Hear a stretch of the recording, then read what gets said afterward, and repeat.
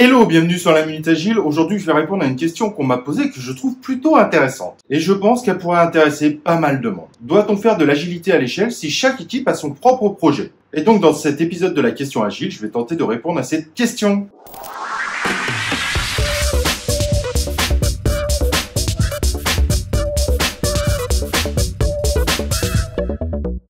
Alors en effet, cette question est très intéressante. Est-ce qu'on doit faire de l'agilité à l'échelle si chaque équipe a son propre produit? Clairement, si chaque équipe a un produit mais qu'il n'y a aucun lien entre les produits, il n'y a pas vraiment de nécessité de faire de l'agilité à l'échelle. Aller faire des PI planning ou des systèmes de synchronisation de produits a très peu d'intérêt. Donc n'essayez pas d'en rajouter des cérémonies pour rajouter des cérémonies. Et en effet, dans ce cas-là, il y a peu d'intérêt de le faire. Mais je vais mesurer ma réponse.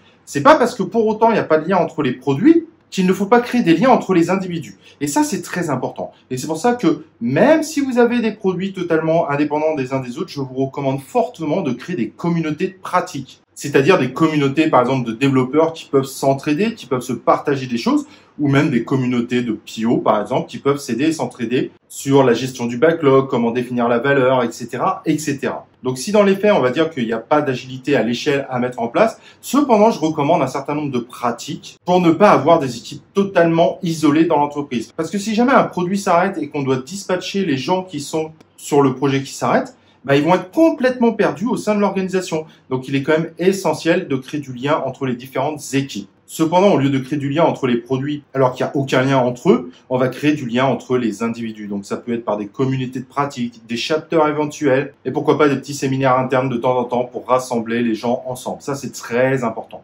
Il y a énormément de pratiques pour faire interagir les individus entre eux et c'est ce qui fera bien fonctionner l'entreprise, donc il ne faut pas lésiner dessus. Maintenant, mettre des systèmes de synchronisation alors que les produits n'ont aucun lien entre eux n'a aucun intérêt. En revanche, il y a forcément un lien entre les projets, même si ce n'est pas des liens techniques, c'est l'aspect budgétaire. Alors, je le dis là, mais en général, l'ensemble des entreprises ont forcément un portfolio, peu importe s'il est bien ou mal géré.